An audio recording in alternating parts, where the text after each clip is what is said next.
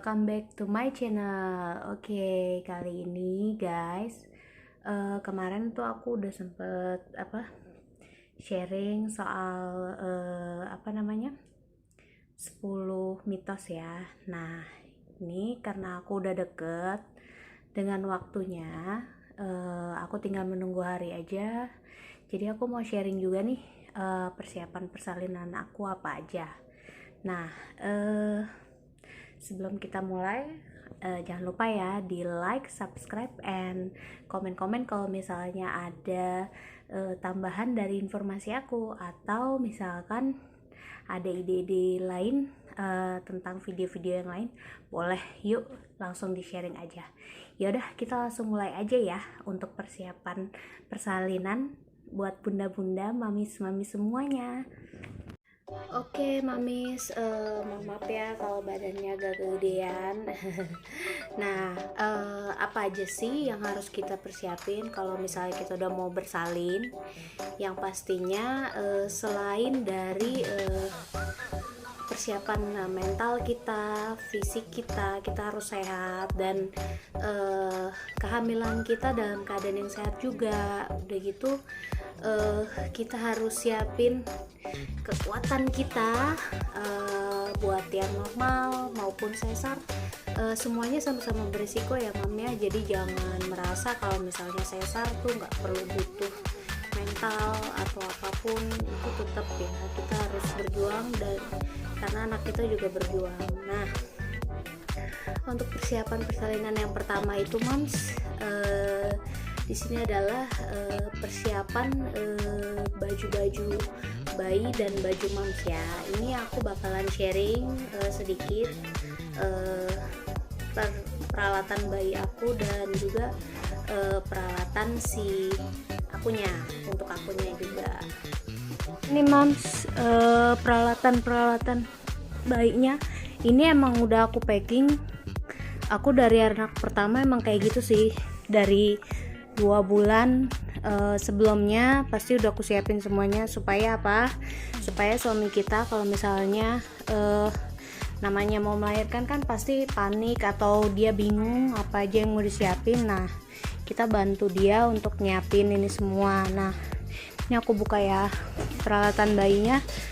Jadi nanti kalau misalkan pas mau melahirkan kan pastinya kan perawatnya akan minta, Bu, mana popoknya, bajunya, terus misalnya sarung tangan. Kebetulan ini aku udah anak kedua, jadi ini beberapa ada yang bekas kakaknya. Ini popok, ini sebenarnya aku cuman persiapan aja, karena sekarang mungkin lebih praktis untuk pakai pampers yang newborn ya mam ya. Cuman kebetulan aku belum beli karena nanti mau deket-deket juga bisa sih. Nah, ini baju-bajunya.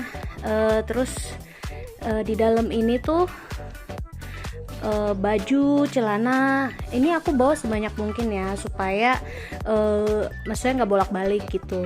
Ini ada baju pulangnya juga. Terus mungkin aku keluarin dulu ya. Terus yang paling penting juga yang harus kita bawa itu selimut, ya kan, selimut. Terus kayak kain bedongnya. Mungkin di zaman sekarang ini udah nggak terlalu dipakai ya, karena bayi-bayi sekarang itu sepengetahuan aku udah nggak dibedong. Cuman ya disiapin aja, karena kan mungkin cuaca atau suhu ruangan yang terlalu dingin, kita nggak tahu di rumah sakit atau di tempat melahirkannya. Ini beberapa sarung tangan, ini juga sepengetahuan aku ini udah nggak dipakai mams, cuman aku siapin aja karena misalnya anak bayi baru lahir itu kan suka kukunya panjang, nah kayak gitu. Terus topi, ini penting banget kalau misalnya baru lahiran. Mungkin kesana-kesananya bakalan nggak terlalu dipakai banget, tapi nggak apa-apa, disiapin aja. Terus udah gitu ya ini semua sih baju-baju ya, ini lebih ke baju-baju banyak ya. Oh iya mams, jangan lupa handuk, karena kan kita nggak mungkin pulang langsung, pasti kita akan bermalam minimal semalam, jadi dibawa handuk-handuknya. Terus Di sini juga sebenarnya nggak banyak sih kalau untuk bayi, yang penting menunjang kehangatan si bayi aja. Di sini aku udah beli ini ya, peralatan mandinya.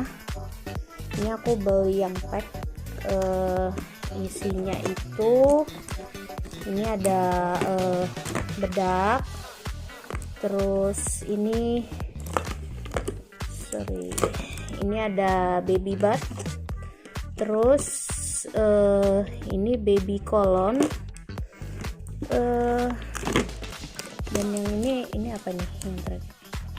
Oh, ini lotion. Sebenarnya di sini yang paling penting baby bathnya aja sih, karena anak bayi itu juga nggak boleh dikasih, maksudnya kalaupun mau dikasih bedak tapi tipis-tipis saja, karena sebenarnya bayi itu nggak perlu bedak ya. Sama satu lagi aku juga akan nyiapin telon nanti, cuman telonnya belum kesiapan juga. Terus sudah gitu juga ini sih lebih ke aksesorisnya, emang namanya anak cewek ya, kaos kaki tuh, ini bandana gitu ya, ini buat lucu-lucuan aja sih mamis. Tuh kaos kaki panjang tuh ya kurang lebih pakaiannya si bayi ya. Jadi semua disiapin. Udah gitu setelah itu baju kita ya baju kita buat pulang. Terus pembalut pastinya kita bakalan butuh, peralatan mandi, semuanya, pokoknya persiapan kita semuanya itu harus kita siapin dari sekarang, daleman, karena nanti kalau udah waktunya kita nggak akan mungkin siap-siap, pasti ada aja yang ketinggalan. Kayak sekarang aku lupa telon dan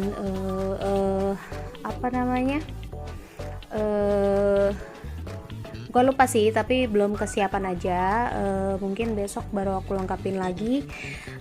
Terus udah gitu ini ya mams, ini juga ini bagian kesatuan dari si peralatan ini semua tadi ya, jadi supaya ayahnya tuh nggak bingung gitu. Nah ini tuh ada buku pink pastinya, buku kontrol kita, habis itu kartu keluarga, ya itu sih KTP, sama kalau pakai BPJS atau kartu kesehatan lainnya boleh disiapin juga. Ini penting ya, ini semua yang aku bilangin ini penting, ini bagian dari persalinan. Pada persiapan yang punyanya mami, barang-barang mami itu siapin juga untuk stagen, karena nanti perut kita akan melarap lagi. Kayak aku udah kehamilan kedua, perutnya pasti bakalan bleber, jadi kita harus membiasakan dari awal untuk pakai stagen ya. Terus udah gitu kita juga harus nyiapin kain, karena kita kan nanti nggak akan mungkin langsung pakai baju yang lengkap gitu kan, pasti kita akan pakai kain atau sarung seperti itu, lalu pakai pembalut daleman pastinya ya kan.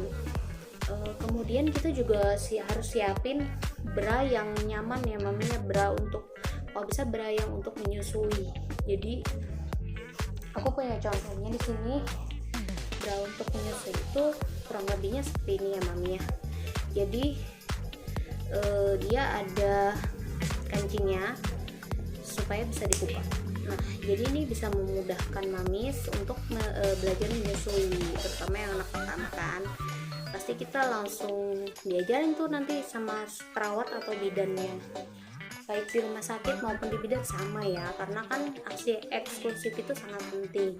Oh ya, bisa juga mami cari-cari informasi tentang aksi eksklusif, itu sangat penting banget, karena nggak semua mamis yang ada itu bisa berhasil untuk menyusui secara aksi eksklusif. Aku pun sharing dulu anak pertama aku nggak begitu berhasil, karena aku campur dengan susu formula kayak gitu, dan aku sedih banget. Nah jadi mulai sekarang mami harus nyiapin pemikiran yang positif supaya menyusuinya nanti bisa lancar dan bisa berhasil. Dari kita masih bersama nakes, kenapa? Supaya nakes juga bisa bantu kesulitan kita di mana sih gitu. Walaupun emang sih kalau 2 atau 3 hari itu bayi masih bisa punya cadangan untuk belajar menyusui dari ibunya gitu. Nanti usahain ya baju-baju yang mami pakai di rumah sakit itu ataupun di rumah juga sama, kalau bisa yang berkancing depan supaya mami gampang untuk menyusui. Ketika anak pengen menyusui langsung tinggal buka kancing kan. Kalau misal kita pakai baju yang kayak gini kan kita bakalan susah kan, kayak di rumah sakit kan nggak terlalu leluasa. Kalau misalnya kita nggak sendiri kan ada orang, terus kita jadi malu gitu, jadi nggak leluasa lah pokoknya, jadi nggak punya privacy. Jadi lebih baik punya baju yang kancing depan. Selain itu kita harus menyiapkan lagi kendaraan Mam. Nah kendaraan ini penting, kenapa? Karena nggak mungkin kan misalkan kita baru nyiapin pada saat kita mau pergi lahiran. Jadi misal pun kita nggak punya kendaraan, atau kita misalnya ada motor yang kita rasa mungkin belum cukup aman, itu kita sediakan dari jauh-jauh hari. Maksudnya kira-kira nih kita bakalan nyewa atau pinjam atau gimana lah, pokoknya pada saat hari H itu selalu siap gitu loh. Jadi itu harus disiapin karena itu vital banget. Nggak mungkin kan kita pesen Grab dulu kalau Grabnya datangnya cepet gitu. Kalau misalnya si online ini datangnya lama kan nanti kasihan maminya juga gitu. Terus habis itu kita juga harus nyiapin orang Mam yang bisa untuk dimintain tolong untuk kalau misalnya kegawat daruratan dalam hal apa sih Mami? Ya misalnya kita pendarahan, amit-amit ya. Kalau misalnya kita pendarahan, nah itu harus ada orang yang siap untuk menjadi pendonor kita gitu. Ya ini sih penting nggak penting untuk disiapin, tapi penting ya Mams ya. Jadi maksudnya penting nggak penting itu kan di rumah sakit ada ya kan. Di zaman sekarang apalagi masa pandemi seperti ini, kita nggak mungkin dong percaya sembarangan orang. Nah kalau bisa sebisa mungkin sebelumnya sudah disiapkan seseorang yang bisa kita jamin untuk membantu kita mendonor darah. Itu penting banget loh Mams. Poin yang sangat menurut aku sangat harus diperhatikan karena itu untuk keselamatan kita dan anak kita ya. Kita juga harus menyiapkan si ayah loh. Si ayah ini harus punya mental ayah. Maksudnya mental ayah, dia harus siap mendampingi si ibu saat persalinan, tahu apa aja yang harus dilakuin pada saat persalinan, misalkan kayak memberi support, terus membantu memberikan minum atau ya support tadi ya. Jadi peranan si ayah di sini penting juga, nanti bakalan penting banget peranan ayah itu untuk membantu kita memberikan ASI kepada anak kita. Itu sangat penting banget. Nah terus apalagi Mami? Nah, selain itu kita juga harus mempersiapkan ya Mami tempat persalinan dan penolongnya. Pastinya kan kita selama kontrol kan udah ada dokter, SPOG atau dengan bidan, terserah dimanapun ya, pasti Mami udah tahu nih tempat persalinannya di mana dan sudah dipersiapkan pada tanggal tersebut. Mami akan tindakan atau pada saat Mami akan melahirkan gitu. Terus udah gitu juga kita harus tahu nih, ini nggak kalah pentingnya, kita harus mulai mengumpulkan informasi nih Mam, metode seperti apa sih untuk kita bersalin. Misalnya kita mau normal, misalnya kita mau sesar, nah atau indikasi, kita harus tahu. Misalnya kalau emang kita diindikasikan sesar, sesar tuh seperti apa sih ya, kurang lebihnya aja, yang penting mami ada gambaran. Terutama misalnya kalau anak pertama kan pasti kan nggak ada gambaran sama sekali. Nah bisa tuh mami coba-coba searching atau mulai nonton-nonton video yang berhubungan dengan operasi sesar. Kemudian kalau misalnya normal pun sama, misalnya metode apa, kan banyak yang dipakai di metode persalinan normal seperti jongkok atau miring atau banyak lah mami. Jadi kita ikut kelas-kelas persiapan melahirkan boleh mami. Misalnya di kelas hamil juga biasanya suka ada tuh, nanti kalau pada saat persalinan kita latihan nafas dan lain-lainnya. Itu penting loh ya mami, ini juga nggak kalah penting ya mami ya. Jadi kita harus nyiapin dana tuh maksudnya tabungan kita untuk pada saat melahirkan kalau sewaktu-waktu ada hal-hal yang tidak diinginkan. Misalnya mami pakai pribadi, pembayaran pribadi, itu kan pasti kita udah punya tabungan ya untuk proses melahirkan baik normal maupun sesar. Kita harus siapin itu karena kita nggak tahu apa yang akan terjadi. Pengennya sih normal, ternyata jadi operasi, kan pasti biayanya beda. Terus udah gitu juga menjaga-jaga kan kalau kita tuh nggak punya asuransi kesehatan. Baiknya sih kita punya asuransi kesehatan karena itu sangat membantu sekali tuh. Oke mamis, itu tadi beberapa tips-tips persiapan persalinan dari aku. Semoga bermanfaat buat mamis-mamis semua dan semoga persalinannya lancar ya buat kita semua. Jangan lupa nanti tonton channel-channel aku yang lain, dan jangan lupa like, subscribe, komen. Kalau misalnya ada tambahan atau kritik boleh di komen ya, di kolom komentar, supaya kita saling membangun dan saling bersharing hal-hal yang baik. Oke mamis, sampai sini dulu video kali ini. Bye.